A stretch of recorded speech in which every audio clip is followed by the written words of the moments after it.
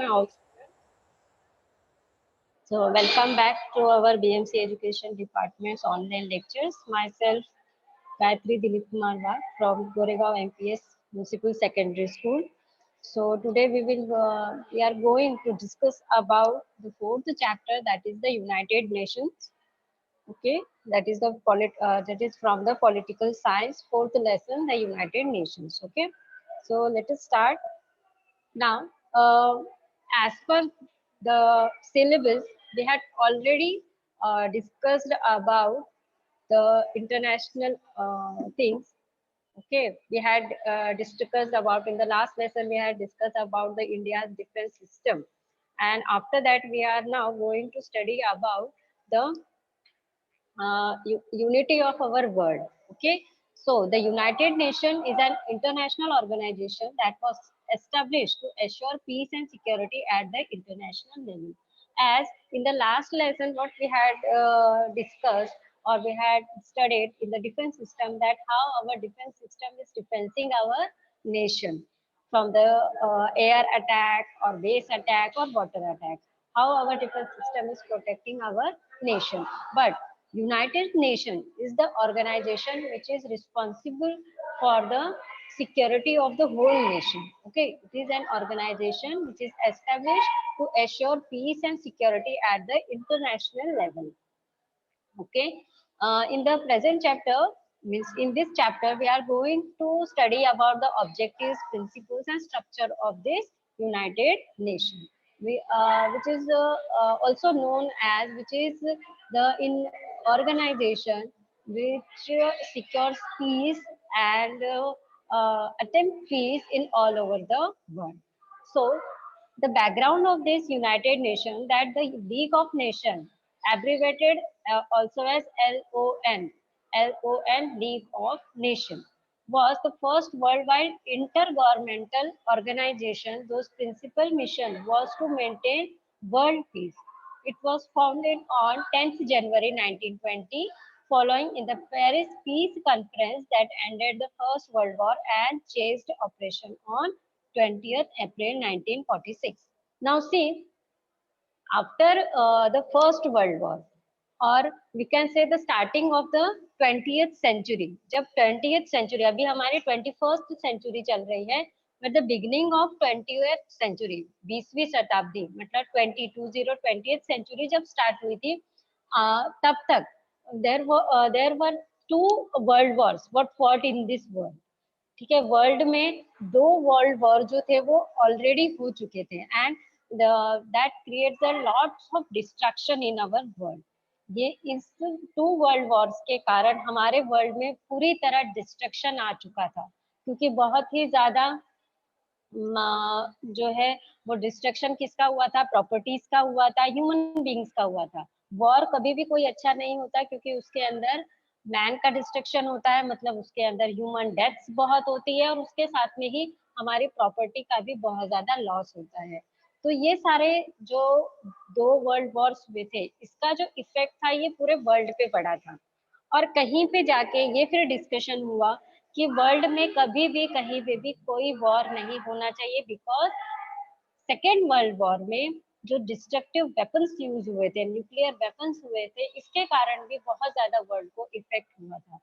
तो ये समझ में आ रहा था कि जैसे जैसे हमारा ये जो टाइम आगे जाएगा, वैसे वैसे जो आर्म्स हैं, हथियार है, वो टेक्नोलॉजी उसकी बढ़ती जाएगी और डिस्ट्रक्शन ये बढ़ता ही जाएगा.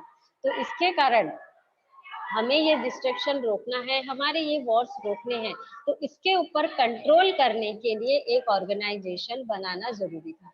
And that's why the United Nation was established after the second world war. And still it is understanding about the all nations that war is not a good thing, it is destructive. ये destructive है और war कभी भी नहीं होने चाहिए. ये United Nation का ये ऑर्गेनाइजेशन था, इन्होंने डिक्लेयर किया. Now and that's why United Nation was established. Now see, the United Nation is an intergovernmental organisation. Intergovernmental मतलब गवर्नमेंट जो हमारे इंटरनेशनल जितने भी कंट्रीज हैं, उनमें से एक एक मेंबर को लेके ये जो है ऑर्गेनाइजेशन बनाया गया। The aim to maintain international peace and security, develop friendly relation among nations, achieve international cooperation and be a center of harmonizing the action of nation। मतलब हमारे वर्ल्ड में जितनी भी कंट्रीज हैं उनके बीच में झगड़ा नहीं होने चाहिए, और अगर कोई प्रॉब्लम्स हैं तो वो आपस में ही सुलझा लेने चाहिए। इसलिए वॉर होना चाहिए, यही उसका कोई एक हम लोग आंसर नहीं बोल सकते कि उसी का हल जो है सिर्फ वो वॉर हो सकता है, ऐसा नहीं। अगर दो कंट्रीज है उनके बीच में अगर कुछ कन्फ्लिक्ट्स हैं, तनाव है, तो ये हम बोलचाल करके बातचीत से भी मिटा सकते हैं, क्योंकि वॉर जो है वो डिस्ट्रक्टिव थिंग है। तो पीस और सिक्योरिटी और सारे कंट्रीज के अंदर एक फ्रेंडली रिलेशनशिप होना चाहिए, तो इसके लिए यूनाइटेड नेशन है इसका एस्टेब्लिशमेंट हुआ। After that the chronological establishment of United Nation. See, एकदम से ये यूनाइटेड नेशन नहीं बना, इसका एक सीक्वेंस चलता गया कि किस तरह से फर्स्ट स्टेप हुआ, सेकंड स्टेप हुआ एंड थर्ड स्टेप हुआ। Now see the chronology of the establishment of United nation, मतलब यूनाइटेड नेशन ये जो ऑर्गेनाइजेशन बना वो किस तरह से बना। Now see the Atlantic territory was signed between Prime Minister of England Sir Winston Churchill and American President Franklin D. Roosevelt during the Second World War on 14th August 1941. So in 1941 on 14th August this territory was signed, जो Atlantic territory के नाम से बोला गया है, that is Atlantic territory which was signed on 14th August 1941। तो according to this territory मतलब करार, ठीक है। ट्रेटी जो है उसको बोलते हैं करार, मतलब दो लोगों के, दो कंट्रीज के बीच में कोई चीज अगर करार की जाती है कि हमने ऐसा नहीं करना है ऐसा, तो वो एक पेपर पे लिखा जाता है जिसको टेरिटरी बोलते हैं। तो ये करार किया गया। तो इस जो टेरिटरी है, according to this territory a decision was taken to set permanent mechanism to establish international security. ठीक है, ये जो फर्स्ट अटलांटिक टेरिटरी साइन की गई, तो इसका भी यही बोलना था कि हमारे पूरे वर्ल्ड में शांति रहनी चाहिए, कोई भी देश किसी भी देश से कभी भी वॉर नहीं करेगा, झगड़ा नहीं करेगा। तो इससे फर्स्ट टेरिटरी जो वो साइन हुई। After that in 1944 and 45 the settlement among the allied powers, because as we know that the world war was fought between central and allied powers। ठीक है, सेंट्रल और aligned powers, axis and aligned powers, इनके बीच में ही ये जो थे वो war हुई थी। तो इसके अंदर 1944 एंड 45 में जो सेकेंड टेरिटरी साइन की गई वो थी settlement among the aligned powers. जो अलाइंड पावर्स थे इनके बीच में सेटलमेंट्स की गई कि आप लोग एक दूसरे से कभी भी कोई वॉर नहीं करोगे, because war is a destructive thing, इससे डिस्ट्रक्शन होता है मैन का भी और प्रॉपर्टी का भी। इसलिए ये जो थर्ड था, ये इसका सेकंड जो था 1944-45 में जो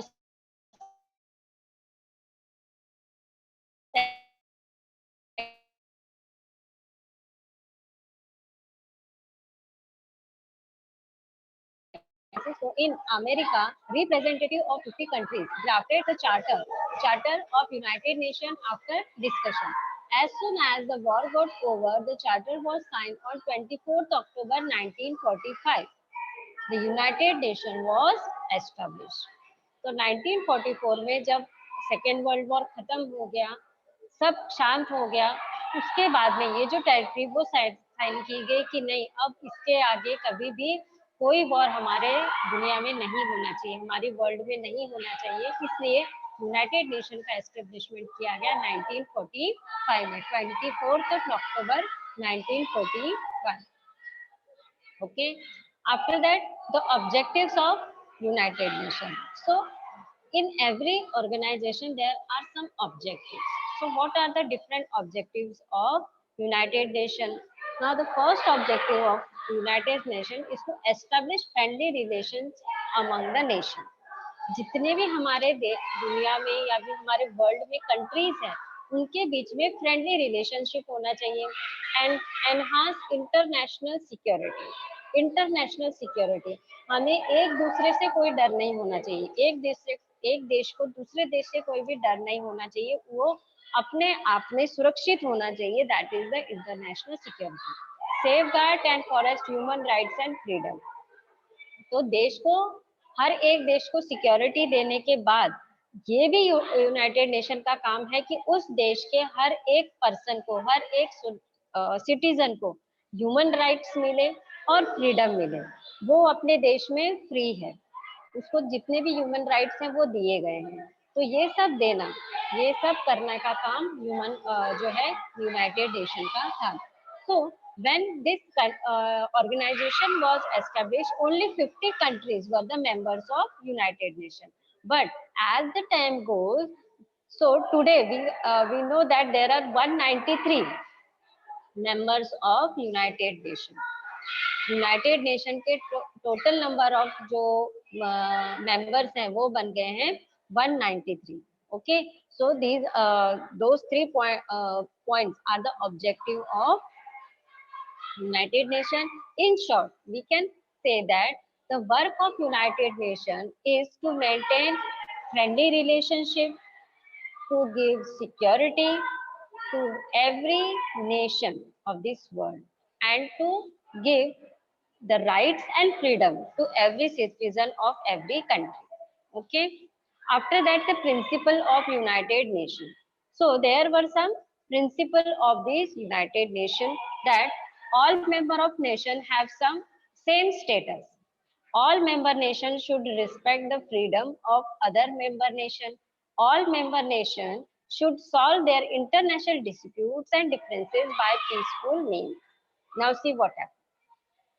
प्रिंसिपल, क्या क्या प्रिंसिपल्स थे इस यूनाइटेड नेशन के? सबसे पहले कि इसके अंदर पार्टिसिपेटेड, मतलब जो भी 193 मेंबर्स हैं हमारे यूनाइटेड नेशन के, तो उसके अंदर जितने भी नंबर ऑफ कंट्रीज हैं, मेंबर्स हैं, वो चाहे वो कंट्री गरीब हो, चाहे वो अमीर हो, चाहे वो रिच हो, चाहे वो पुअर हो, चाहे वो एडवांस्ड हो, चाहे वो ना हो, ठीक है, but each and every nation member have the same status. जब वो एक यूनाइटेड नेशन के मेंबर हैं तो उनका वहां पे स्टेटस जो है वो सेम है। Getting it? वहां पे ऐसा नहीं बोला जाएगा कि आप गरीब देश के हो तो आपके बारे में बाद में सुना जाएगा, और आप अच्छे देश के हो या फिर एडवांस देश के हो तो आपको आपकी बात पहले सुनी जाएगी। ऐसा कुछ नहीं है। यूनाइटेड नेशन में सारे जो नेशंस है उनका स्टेटस हमेशा इक्वल रहेगा। Okay, after that all member nation should respect the freedom of other member nation. हर एक नेशन जो है, हर एक देश जो है दूसरे देश की फ्रीडम का रिस्पेक्ट करेगा। वो कभी भी ऐसे नहीं बोलेगा कि यस हम आपसे पावरफुल हैं तो हम आपके ऊपर पावर कर सकते हैं, तो वो उसको सरप्रेस नहीं करेगा। हर एक, चाहे वो डेवलप हो, चाहे वो अनडेवलप हो, चाहे वो स्मॉल नेशन हो, चाहे वो बिग नेशन हो, they have to respect the freedom of each and every nation. And if some disputes and differences and conflicts are there, अगर किसी दो देश के अंदर झगड़े होते हैं, जैसे फॉर एग्जांपल अभी हमारे और पाकिस्तान में होता है, ईरान और इराक में होता है, ये हमेशा छोटे मोटे झगड़े चलते रहते हैं। देखिए, यूनाइटेड नेशन बोलता है कि ऐसे छोटे मोटे जो झगड़े हैं वो हमको आपस में ही मिटाने हैं, शांति से निपटाने हैं, हमें किसी भी तरह का वॉर नहीं चाहिए। और ये जो वॉर होते हैं हमारे और पाकिस्तान के बीच में या फिर ये जो होते हैं, इसके खिलाफ यूनाइटेड नेशन खड़ा रहता है, ठीक है, क्योंकि यूनाइटेड नेशन का एस्टेब्लिशमेंट ही इसलिए हुआ है कि हमारे वर्ल्ड में कभी भी कोई वॉर नहीं होना चाहिए। जो डिस्प्यूट्स हैं वो शांति से सुलझाए जाने चाहिए, झगड़े जो है वो शांति से सुलझाने चाहिए, उसके लिए वॉर ये एक अकेला तरीका नहीं है। Getting it? तो इसके लिए तो प्रिंसिपल्स ऑफ जो है वो अलाउ किए गए यूनाइटेड नेशन में। Getting it? After the structure of United nation, what is the structure? Structure means United nation के कौन कौन से पार्ट्स हैं अलग अलग जो मिल के एक यूनाइटेड नेशन बनाता है। So the structure of United nation, so the United Nations describes the structure and functioning the organization. Now the United Nations has 6 main organs, means 6 main departments.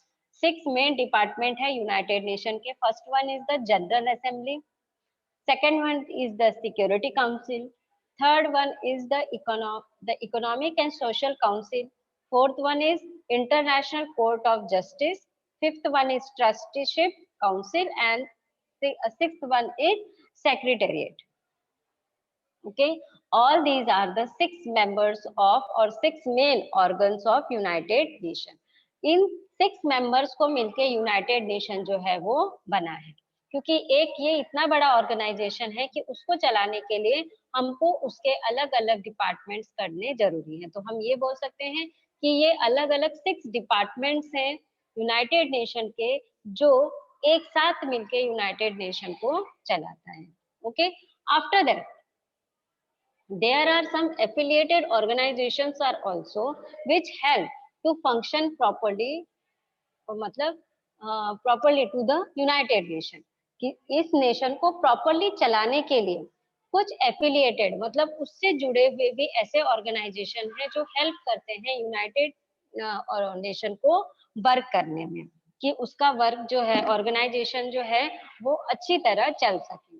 So the different type of affiliated organization, the first one is international labor organization. labor means workers, तो इस world में all over the world जितने भी workers हैं, जितने भी labours हैं, उनका एक ऑर्गेनाइजेशन बनाया है International Labour Organisation, which is an affiliated organisation of United Nation. United Nation का ही ये एक पार्ट है। Now the International Labour Organisation is an United Nation agency whose mandate is the advance in social and economic justice through setting international labor standard.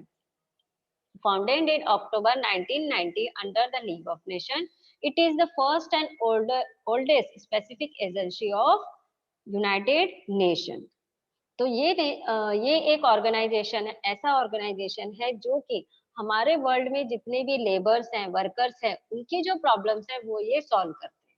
Getting it? तो ये एक ऐसा organisation है जिसके कारण हमारे देश की जो परसेंटेज है, पॉपुलेशन की परसेंटेज जो वर्कर्स हैं, उनके क्या प्रॉब्लम है, उनके कैसे वेजेस होने चाहिए, उनके क्या टाइमिंग्स होनी चाहिए, ये सारा डिस्कस करने का काम ये ऑर्गेनाइजेशन करता है। That is the International Labour Organisation. Second one is Food and Agriculture Organisation, जिसको FAO के नाम से भी जानते हैं, that is the Food and Agriculture Organisation. The Food and Agriculture Organisation of the United Nation is a specialized agency of the United Nations that leads international efforts to defeat hunger, hunger मतलब भूख, and improve nutrition and food security. Now as we know our world is huge, हमारा world जो है बहुत बड़ा है, huge है। तो अब यहाँ के जितने भी सिटीजन्स हैं, those who are the citizens of our world, is the international responsibility to feed them, to give nutritious food to them. ये यूनाइटेड नेशन का अब जिम्मेवारी बनती है कि ईच एंड एवरी कंट्री का सिंगल पर्सन है, उसको अच्छा खाना मिले, उसको हेल्दी खाना मिले, न्यूट्रिशियस खाना मिले। तो इसका काम जो है, इस डिपार्टमेंट का काम जो है फूड एंड एग्रीकल्चर ऑर्गेनाइजेशन ये करता है। तो इसका काम ये है कि देखिए कभी कभी फ्लड आ जाता है, बाढ़ आती है, ठीक है, बहुत सारे हमारे देश ऐसे हैं जो चारों तरफ से पानी से घिरे हुए हैं, ठीक है, आइलैंड्स ऐसे हैं, जैसे मालदीव्स आप आइलैंड देखिए, ये चारों तरफ से पानी से घिरा है। अंडमान निकोबार चारों तरफ से पानी से घिरा है।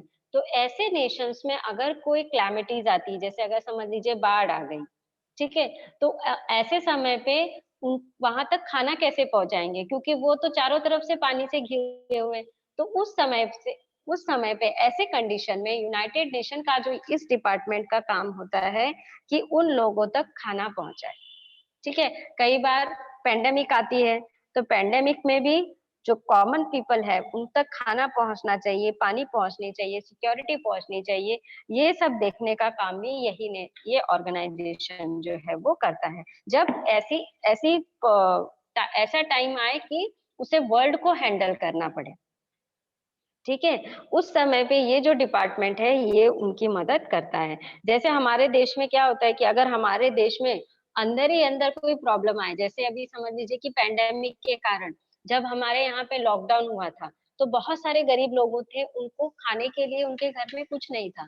तो हमारे ही गवर्नमेंट ने जो है फ्री रेशन दिया, गेटिंग इट? फ्री नेशन दिया। वो कब तब तक दिया क्योंकि तब तक हमारे इंडिया में ये उतना था, हमारे इंडिया के पास में इतना एक्स्ट्रा रेशन था कि हम all over the country free में रेशन दे सकते हैं, चावल दे सकते हैं, गेहूं दे सकते हैं। ये फ्री ऑफ कॉस्ट जो है हर एक सिटीजन को दिया गया कि वो भूखा ना रहे, गेटिंग इट? लेकिन अगर समझ लीजिए इसी की जगह पे ऐसी क्लैमिटीज आती हैं जो कि हमारी कंट्री से नहीं हो पाता, जैसे अगर समझ लीजिए वॉर हो गया, वॉर जब होता है तो उसके अंदर हमारी कंट्री का जितना भी इकोनॉमी होती है वो सिर्फ वॉर पे खर्च की जाती है, आर्मरी पे खर्च की जाती है, जो हमारे सोल्जर्स हैं उन पे खर्च की जाती है। तो ऐसे समय जब हमारे देश में पैसा कम पड़ता है, खाने के लिए हम लोग अगर उनको नहीं दे सकते, तो ऐसे समय में ये जो वर्ल्ड ऑर्गेनाइजेशन है, ये ऐसे देशों को सपोर्ट करते हैं, उन तक खाना पहुंचाते हैं, उस देश के सिटीजन्स को भूखा नहीं मरने देते हैं।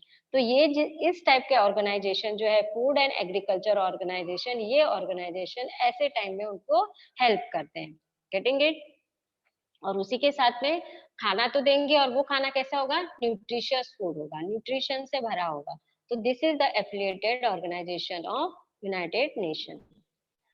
Next one is World Health Organisation, जिसको हम WHO के नाम से भी जानते हैं, जो कि अभी आप रोज सुनते होंगे, पेंडेमिक के कारण रोज इसका नाम लिया जाता है। WHO ने ऐसे बताया, WHO ने वैसे बताया। अब क्या बताया? That is called by the World Health Organization. The World Health Organization is a specialized agency of the United Nations responsible for international public health.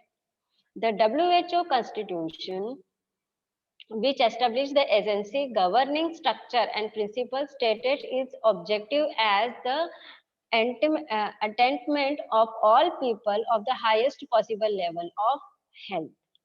तो इनका काम क्या है? इस ऑर्गेनाइजेशन का काम है कि वर्ल्ड में जितने भी लोग हैं, जितने भी वो सिटीजन्स हैं कंट्री के, तो उन तक अच्छी हेल्थ प्रोवाइड करके देना। ठीक है?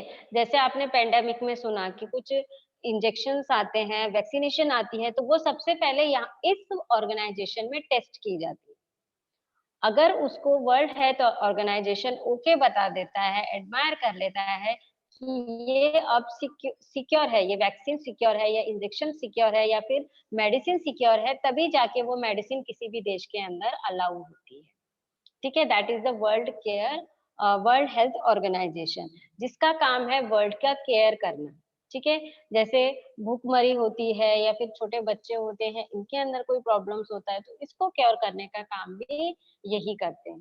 तो लेकिन वो कैसे होने चाहिए? वर्ल्ड लेवल पे होने चाहिए, इंटरनेशनल लेवल पे होना चाहिए। नेशनल लेवल पे होता है तो हम लोग देश में देखते हैं, जैसे पोलियो ड्रॉप था, आपने सुना होगा पोलियो ड्रॉप्स के बारे में। पोलियो ड्रॉप ये हमारे देश ने चलाया हुआ था कि हर एक 2 साल तक के बच्चे को पोलियो ड्रॉप्स देते आना चाहिए, जिससे कि ये पोलियो की बीमारी वो हमेशा के लिए खत्म हो जाएगी। Getting it? तो ये जो पोलियो ड्रॉप का जो ये कैंपेन चल रहा था, ये हमारे इंडिया के अंदर ही चल रहा था। ये क्योंकि पोलियो जो है वो वर्ल्ड वाइड नहीं फैला हुआ था, वो सिर्फ इंडिया में था। तो इंडिया का ये काम था कि उनसे हेल्प लेके हम हमारी इंडिया में पूरा ये जो है पोलियो ड्रॉप का है वो काम चलाएं। लेकिन अभी देखिए वैक्सीनेशन जो है ये ऑल ओवर द वर्ल्ड है। ये जो हमारे यहाँ कोरोना का पैंडेमिक है ये ऑल ओवर द वर्ल्ड है। तो इसके लिए इसके ऊपर काम करने का काम ये वर्ल्ड हेल्थ ऑर्गेनाइजेशन जो है वो करता है। Getting it? तो वर्ल्ड ऑर्गेनाइजेशन का काम है, हेल्थ ऑर्गेनाइजेशन का काम है कि वर्ल्ड में जितनी भी कंट्रीज हैं उतने सिटीजन को गुड हेल्थ मिले, उनका हमेशा जो है तबीयत अच्छी रहे, उसको कोई बीमारी ना हो। अगर कोई अलग बीमारियां हो तो उसके ऊपर वैक्सीनेशन लिखा है, उसको मेडिटेशन का काम कर देखने का काम भी ये ऑर्गेनाइजेशन करता है। Okay, next one is World Bank. World Bank that is WB। तो वर्ल्ड बैंक का क्या काम है? World Bank is an international financial institution that provides loan and grants to the government of low and middle income countries for the purpose of pursuing capital projects. Now see, ये जो world bank है, ये क्या काम करते हैं कि जो इंटरनेशनल प्रोजेक्ट्स होते हैं, इंटरनेशनल प्रोजेक्ट्स मतलब जैसे इंडस्ट्रीज अगर डेवलप करनी है, इंडस्ट्रीज बनानी है या फिर उसको डेवलप करना है, उसको सेटल करनी है, तो इस चीज के लिए जब किसी देश के पास में पैसा नहीं होता है तो वो लोन लेता है वर्ल्ड बैंक से। और वर्ल्ड बैंक उनको कर्ज देती है कोई भी बड़े-बड़े इंडस्ट्रीज बनाने के लिए या फिर उनको जो भी प्रोजेक्ट्स होते हैं उनके उनको स्टार्ट करने के लिए। तो वर्ल्ड बैंक जो है वो मेजरली पुअर कंट्रीज जो होती हैं, व्हिच आर पुअर, उन कंट्रीज को मेजरली ये लोग लोन देते हैं जिसके कारण कंट्री के अंदर जो है वो एस्टेब्लिशमेंट हो सके। नई जो है वो कंपनीज जो है वो ओपन हो सके या फिर उनको जो लगने वाली चीजें हैं वो उनको मिल सके, इसलिए वर्ल्ड बैंक जो है वो ऐसे नेशंस को लोन देने का काम करता है। Okay, after that, International Monetary Fund. Now, the International Monetary Fund is an organization of 190 countries working to foster global monetary cooperation, secure financial stability, after facilitate international trade, promote high employment and sustainable um, economic growth and reduce poverty around the world. तो देखिए monetary उसको monitor करने का काम जो भी हमारे देश में 100 जो भी पूरे वर्ल्ड में 190 कंट्रीज जो हैं वो इस काम में लग गई हैं कि हमारे वर्ल्ड में जितने भी काम हैं, उनको अच्छी सिक्योरिटी मिले, उनको फाइनेंशियली स्टेबिलिटी मिले और उसी के साथ में हमारे जो ट्रेड है वो बढ़ते चले जाएं। अगर किसी एक कंट्री के अंदर दूसरे कंट्री का आदमी अगर वहां पे बिजनेस स्टार्ट कर रहा है, कंपनी लगा रहा है, तो ये एक दूसरे को सपोर्ट करेंगे। Getting it? तो ये जो सपोर्ट ये सब करने का काम ये जो इंटरनेशनल मॉनेटरी फंड है ये करती है। Okay, after that United Nation of Children's Fund that is UNICEF. UNICEF का काम है that is the International Children Emergency Fund is an United Nation agency responsible for providing humanitarian humanitarian and developmental aid to children worldwide. तो इस world में जितने भी छोटे बच्चे हैं चिल्ड्रन उनकी हेल्थ का केयर करना, उनको प्रॉपर एजुकेशन देना, ये सब करने का काम जो है ये अ, ये जो यूनिसेफ है ये करती है that is United Nation Children's Fund that is UNICEF. UNICEF जो है ये देखने का काम करती है कि हमारे वर्ल्ड में जितने भी बच्चे हैं उनको अच्छा खाना मिले और उसी के साथ में उनको अच्छी पढ़ाई लिखाई मतलब जो भी बच्चों को लगने वाली चीजें हैं, ठीक है? वो उनको प्रोवाइड की जाए। मे बी वो उसका मेडिकल केयर हो सकता है, मे बी उसका एजुकेशनल केयर केयर हो सकता है, जो भी केयर है, वो देखने का काम यूनिसेफ जो है वो करती है। After that United Nations Education, Scientific and Cultural Organisation, ये आपने सुना होगा यूनेस्को के नाम से। UNESCO that is the United Nation Educational, Scientific and Cultural Organisation. ये जो डिपार्टमेंट है ये again it is related to the children. अब चिल्ड्रन हो या फिर जो एजुकेशन लेने वाले लोग हैं, ऐसे लोगों को एजुकेशन प्रोवाइड करना, वो किसी भी देश में हो, किसी भी छोटे हो, गरीब हो, कोई भी देश हो, वहाँ के लोगों को एजुकेशन प्रोवाइड करने का काम ये जो ऑर्गेनाइजेशन है वो देखता है कि किस तरह से हमारे साइंटिफिक कल्चरल एजुकेशन जो है वो हर एक पर्सन तक जाना चाहिए। इसलिए हमारे जितने भी आपने कई बार देखा होगा कि चैनल्स होते हैं, आपको टीवी के चैनल्स भी देखे होंगे, तो उसके अंदर बहुत सारे ऐसे ऑनलाइन क्लासेस चलते हैं चैनल्स के ऊपर, जैसे फॉर एग्जांपल गली गली सिम सिम जो है, आपने नाम सुना होगा गली गली सिम सिम। ये प्राइमरी एजुकेशन के लिए चैनल है जिसको यूनिसेफ से जो है वो ये मिल चुका है कि हाँ, ये जो ऑर्गेनाइजेशन ये जो प्रोग्राम है गली गली सिम सिम ये प्राइमरी एजुकेशन के लिए बेटर है। इसलिए उन्होंने उसको रिकमेंड किया हुआ है कि ये टीवी पे दिखा के आप बच्चों की पढ़ाई कर सकते हैं। वैसे ही ज्ञान दर्शन नाम का एक चैनल है, जो है वो जो मिडिल जो स्टडी करने मतलब सेकेंडरी स्टडी करने वाले जो होते हैं स्टूडेंट्स उनके लिए होता है, ठीक है? उसके बाद में जो डिग्री कोर्सेज करते हैं उन लोगों के लिए भी जो है एजुकेशन चैनल चलते हैं। तो ये सारी चीज़ें जो हैं ये यूनेस्को जो है वो थ्रो करता है। जिससे कि जो लोग स्कूल में आके नहीं पढ़ सकते हैं, जो लोग डायरेक्टली एजुकेशन नहीं कर सकते हैं, तो ऐसे लोग जो है वो अपना टाइम निकाल के टीवी पे प्रोग्राम देख सकते हैं या फिर एजुकेशन ले सकते हैं। तो इसके अंदर डिफरेंट टाइप्स ऑफ एजुकेशन है वो भी इन्होंने थ्रो किए हुए हैं कि किस तरह से एक कॉमन पर्सन तक एजुकेशन पहुंचना चाहिए, चाहे वो साइंटिफिक हो चाहे वो कल्चरल हो। किसी भी टाइप का जो एजुकेशन है, हर एक टाइप का जो है वो हमारे नेशन के या मतलब हमारे वर्ल्ड में जितने भी नेशन है, हर एक बच्चे तक एजुकेशन पहुंचना चाहिए, या फिर जो एडिक्विटी है मतलब जो एजुकेशन ले रहा है उन तक वो एजुकेशन पहुंचना चाहिए। तो ये सब देखने का काम United Nation Educational Scientific and Cultural Organisation जो है वो देखता है। Okay, so all these were the affiliated organisation of United Nation which supports the United Nations to treat with the nations, all nations of the world। पूरे world के nation के साथ में गुड ट्रीटमेंट के लिए ये सारे जो एफिलिएटेड ऑर्गेनाइजेशन है ये यूनाइटेड नेशन से जुड़े हुए। The first pillar of United Nation, that is the General Assembly। Now the first pillar मतलब the first organ जो यूनाइटेड नेशन के हमने डिफरेंट टाइप और जो 6 ऑर्गन देखे या फिर डिपार्टमेंट देखे, 6 पिलर्स देखे, उसके अंदर सबसे फर्स्ट पिलर है that is the general assembly of United nation. Now, what is General Assembly? So, all member countries are members of the General Assembly. The position and status of countries, whether they are rich, big, poor, or small, is the same. Every year, the General Assembly meets in its nation from September to December. During the nation session, the General Assembly discussed important issues like environmental, disarmament, and etc. The decisions in the General Assembly are taken by the majority. These decisions are in the form of resolutions. Thus, the General Assembly only passes resolutions. It does not make laws.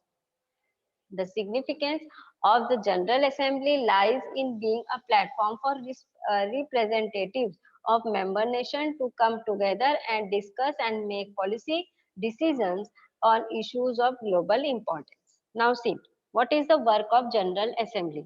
नाम में ही पता चल जाता है general assembly जो कि सबके लिए समान है। तो जनरल असेंबली वो असेंबली है जिसके अंदर यूनाइटेड नेशन का ईच एंड एवरी मेंबर, अब यूनाइटेड नेशन में कौन मेंबर्स हैं, अलग अलग देश मेंबर्स हैं, तो हर एक देश का एक रिप्रेजेंटेटिव जो है वो इस जनरल असेंबली में बैठता है and they discuss about the environment और the latest problems are there, they are discussing that. जो हमारे पूरे वर्ल्ड वाइड में जो सबसे कॉमन चीजें हैं, ठीक है, उनके बारे में डिस्कशन किया जाता है। जैसे अभी हाल फिलहाल में हम देख सकते हैं कि कोरोना के बारे में डिस्कशन हुआ होगा या फिर हमारे जो देश की सिक्योरिटी है, अलग-अलग देशों की सिक्योरिटी जो है, उसके बारे में डिस्कस हुआ होगा। हर एक देश जो है इस डिस्कशन के बाद में एनवायरमेंटल डिस्कशन या फिर हम बोल सकते हैं कि डिसआर्मामेंट मतलब एक दूसरे से झगड़े नहीं करने हैं देशों ने। ये जो प्रॉब्लम छोड़ के जो अलग-अलग जो प्रॉब्लम्स हैं, ये वहाँ पे जाके मेंबर जो है वो डिस्कस करता है। Now see this one India's representative in general assembly of UN. यहाँ पे हम लोग देख सकते हैं, you can see when Sushma Swaraj were the member of this general assembly. हमारे इंडिया की तरफ से सुषमा स्वराज जो थी वो गई थी और उन्होंने हमारे इंडिया के प्रॉब्लम जो है वो वहां पे डिस्कस किए थे। In second photograph you can see that Modi is there, our prime minister Narendra Modi is there who is presenting the issues or problems of our India plus achievements of India। United nation में हर एक member, ये तो मैंने अपने देश के बारे में बताया, ऐसे जितने 193 देश हैं, ये सारे देश के मेंबर्स जो है वहां पे जाके अपने देश के बारे में या फिर हमारी प्रॉब्लम्स के बारे में या फिर अचीवमेंट के बारे में जो है वो डिस्कशन करते हैं। Okay, if some problems are there, अगर कोई नेशन प्रॉब्लम के बारे में अपना बता रहा है तो जनरल असेंबली में उस प्रॉब्लम का सॉल्यूशन बताया जाएगा। For example take example of India and China. If some problem is between India and China, अगर प्रॉब्लम है, या फिर इंडिया एंड पाकिस्तान, हमारे बीच के जो प्रॉब्लम है हम वहां पे डिस्कस करेंगे, but they don't conclude that you just go through the war. वो हमें कोई लॉ नहीं बताएंगे, वो सिर्फ हमें ऐसे बताएंगे, ऐसा भी नहीं बोलेंगे कि जनरल असेंबली की चलो अब इसका डिसीजन ये निकलता है कि आप दोनों में के बीच में वॉर हो जाना चाहिए, जो जीता वो राजा, जो हारा वो गरीब। ऐसा नहीं है, ठीक है। जनरल असेंबली के अंदर कभी भी सॉल्यूशंस बताए जाते हैं, लेकिन रिजल्ट नहीं दिए जाते। Getting it?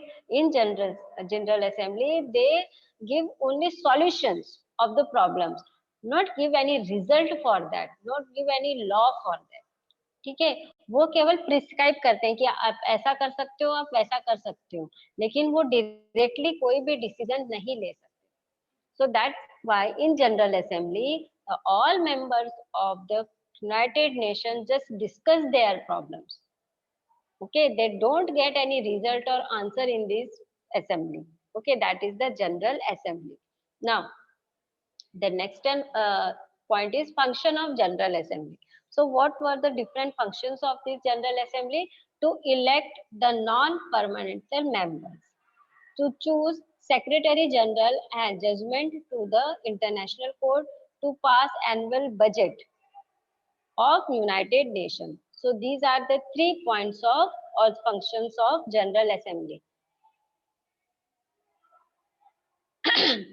पहला है to elect the non-permanent members. Now see, there are some permanent members of this council, or in General Assembly they elect the non-permanent member. जो वहां पे नॉन परमानेंट मेंबर है उनका इलेक्शन का काम जो है वो जनरल असेंबली में होता है। Second one, to choose secretary general and judgement of the international court. तो जो जजेस हैं उनका जो जजमेंट्स है, मतलब जजेस जो है इंटरनेशनल कोर्ट के, उनका चुनाव करना, और सेक्रेटरी जनरल का चुनाव करना काम, ये काम भी जनरल असेंबली करती है। और उसी के साथ में पूरे वर्ल्ड को जितना बजट लगता है वो बजट को पास करने का काम भी जनरल असेंबली में ही होता है। जैसे हमारे इंडिया का बजट होता है, वैसे यूनाइटेड नेशंस का भी बजट होता है। तो वो बजट जो है वो एनुअल बजट पास करने का काम भी जनरल असेंबली में ही होता है। सेक्रेटरी और जजेस को चुनने का काम भी जनरल असेंबली में होता है। उसी के साथ में जो नॉन परमानेंट मेंबर्स हैं, कौन कौन से जो नॉन परमानेंट जो परमानेंट नहीं है, ऐसे मेंबर्स कौन कौन है, इनको भी चुनने का काम जनरल असेंबली में ही होता है। So all these are the function of General Assembly. Now the second pillar of United Nation, that is Security Council of United Nation. Now in the name of this organisation, that is Security Council, इसका मतलब ही है कि हमारे world में security देने का, उसके बारे में सोचने का काम ये ऑर्गेनाइजेशन करता है। So there are 15 members in the Security Council. Security Council में कितने होते हैं? 15 members, 5 are permanent and other 10 were non permanent members. तो ये 15 मेंबर्स में से 5 मेंबर जो है वो परमानेंट है और बाकी 10 जो है वो नॉन परमानेंट है। अभी हमने देखा कि असेंबली में ये जो नॉन परमानेंट नेशंस है, इनका चुनाव जनरल असेंबली में किया जाता है। तो 15 जो मेंबर्स हैं वो होते हैं सिक्योरिटी काउंसिल के, जिसके अंदर 5 जो है वो परमानेंट रहते हैं और 10 जो है वो नॉन परमानेंट मेंबर्स रहते हैं। The non permanent members are chosen in every 2 years by General Assembly. ठीक है, हर 2 साल में ये जो नॉन परमानेंट मेंबर्स है, हर 2 साल में इनको चेंज किया जाता है और 2 साल में नए जो मेंबर्स हैं वो जनरल असेंबली में ही किए जाते हैं। America, Russia, England, France and China are the permanent members of Security Council. So America is there, Russia is there, England is there, France and China.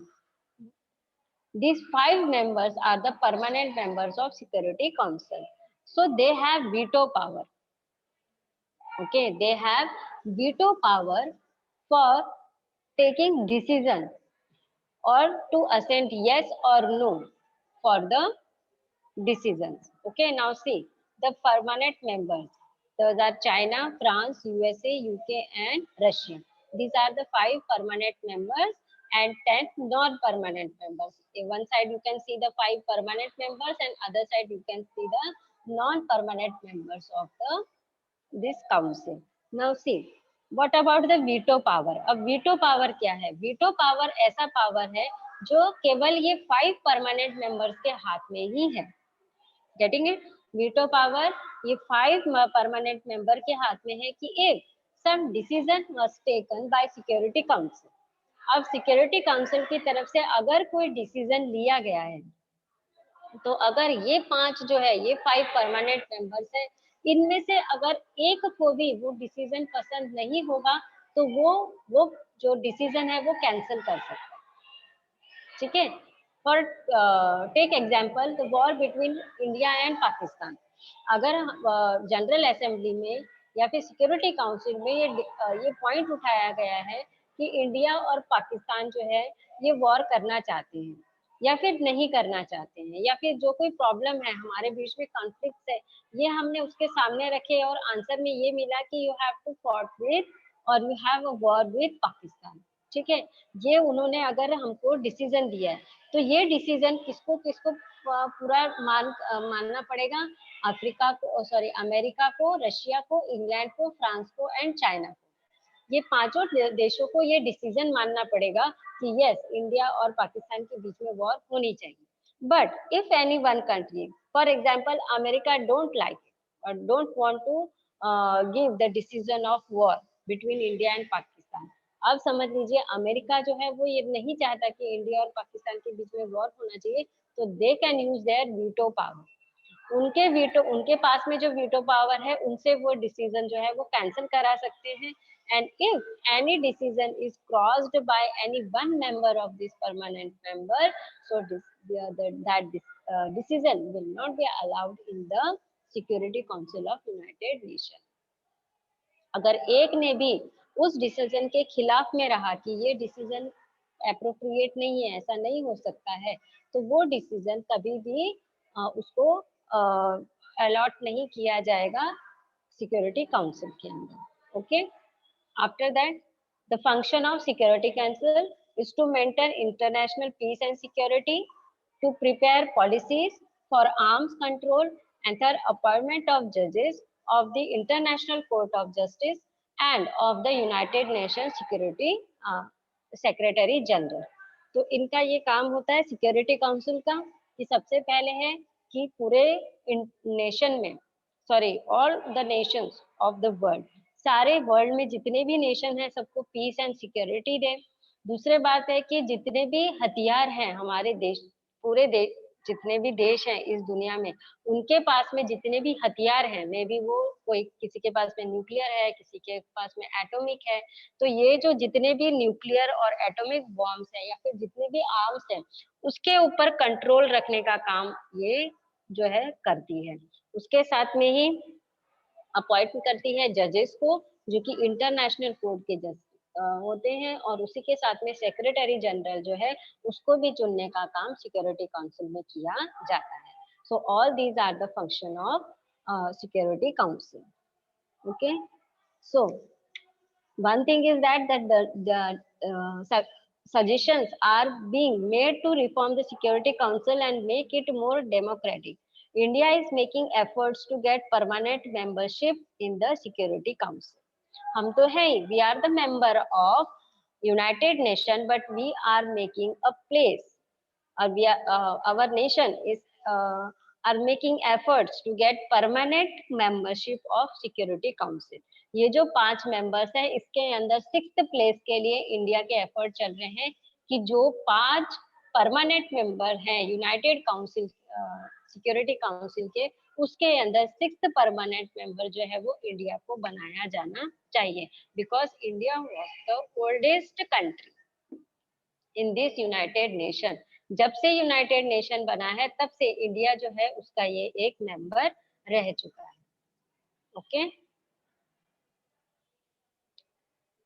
After that, Economic and Social Council. Now, Economic and Social Council, under the overall authority of General Assembly, coordinate the economic and social work of the United Nations, and or the family of organization, the United Council have 54 members elected by General Assembly for 3-year terms. So Economic and Social Council, तो इसके नाम से ही पता चल जाएगा कि पूरे world में इकोनॉमिक और सोशल जो प्रॉब्लम्स है उसको सॉल्व करने का काम ये जो काउंसिल है वो करती है.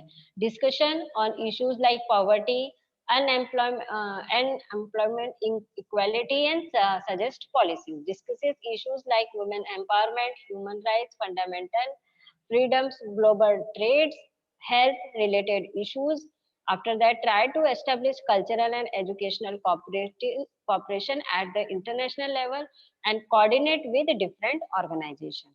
Now see, with the name of Economic and Social Council, economic जो इकोनॉमी से जुड़ी हुई है, सोशल जो सोसाइटी से जुड़ी हुई है, तो इस वर्ल्ड में जितने भी नेशंस हैं उनको इकोनॉमिकली एक दूसरे के साथ में बांध के रखना और उसकी सोसाइटीज को, उनके कल्चर्स को एक साथ में रखने का काम जो है ये ऑर्गेनाइजेशन करता है, ये डिपार्टमेंट करता है कि हमारे देश में, हमारे वर्ल्ड में जितने भी नेशन है उसके अंदर पॉवर्टी ना हो, अनएम्प्लॉयमेंट हो, उसके अंदर इकोनॉमिक और सोशल इनइक्वालिटी ना हो, तो ये सब देखने का काम करते हैं. अब हमारे यहाँ पे देखिए गरीबी है तो भी हमारे यहाँ पे बहुत सारे एनजीओज रहेंगे या फिर वर्ल्ड हेल्थ ऑर्गेनाइजेशन की तरफ से बहुत सारी ऐसे पॉलिसीज दी जाती हैं, ऐसे काम दिए जाते हैं जो कि हमें ये मदद करते हैं गरीबी दूर करने के लिए. ठीक है, अनएम्प्लॉयमेंट है तो हर एक देश जो है अपने अपने लेवल पे काम करता है. अगर उनको कोई हेल्प चाहिए तो वो हेल्प देने का काम ये करता है. उसके साथ में विमेन को एम्पावर करने का काम, ह्यूमन राइट्स जो है उसको उसको सिक्योर करने का काम, हर एक देश के हर एक सिटीजन को फ्रीडम चाहिए उसको देखने का काम. उसके साथ में हर एक का वर्ल्ड ट्रेड जो है, मतलब जो इंटर नेशंस जो ट्रेडिंग होती है, दो देशों के बीच में जो ट्रेडिंग होनी चाहिए वो अच्छी तरह होनी चाहिए, इसको देखने का काम, हेल्थ इश्यूज को देखने का काम, ये सारा काम जो है ये डिपार्टमेंट देखता है. So this is the function of Economic and Social Council, and give education, good culture, good social security to the all the members of the nation. तो जितने भी यूनाइटेड नेशन के जितने भी मेंबर्स हैं, मतलब जितने भी देश इनके मेंबर्स हैं, तो उन देशों के अंदर सिक्योरिटी देना, उनको अच्छा एजुकेशन देना, फ्रीडम देना, इकोनॉमिक स्टेबिलिटी रखना, ये सब देखने का काम जो है ये नेशन करता है. Okay, up to this I think you understand the lesson. Okay, in tomorrow lecture we will end up with this lesson. Okay.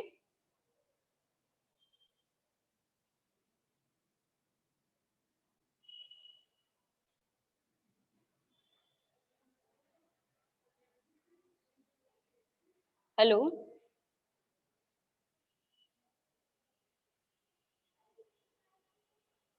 Hello.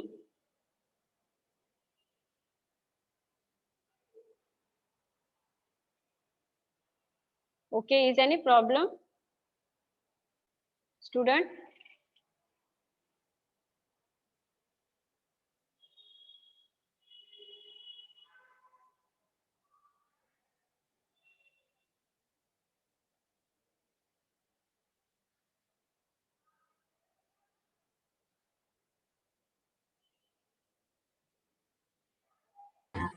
Gayatri ma'am, thank you so Yes. much. Okay. Should I wind up my lecture? Yes ma'am. Okay. Thank you. Thanks a lot.